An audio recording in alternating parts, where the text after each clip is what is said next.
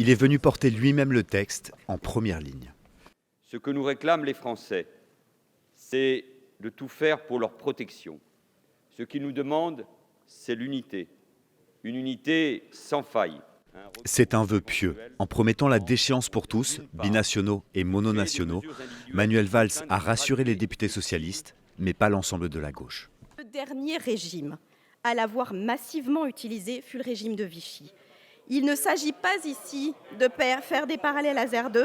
Il s'agit, que cela vous plaise ou non, de rappeler un traumatisme. Vichy, ce n'est pas la République. C'est une part de la France, et je rappelle les mots, mais ça n'est pas la République.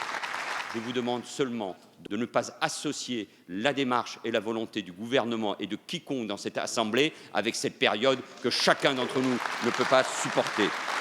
Écologistes et communistes devraient voter contre le texte. Ce devrait aussi être le cas d'une bonne partie de la droite, qui applaudit le principe de la déchéance de nationalité pour les terroristes, mais qui voudrait le limiter aux binationaux pour ne pas créer d'apatrides. Il y a beaucoup d'hésitation chez nombre de nos collègues et aujourd'hui, j'estime qu'on est à peu près à 50-50. Le texte sera soumis au vote mercredi prochain. Il doit être adopté par l'Assemblée, mais aussi par le Sénat, où la droite est majoritaire, avant d'être examiné par le Congrès à Versailles, s'il arrive jusque-là.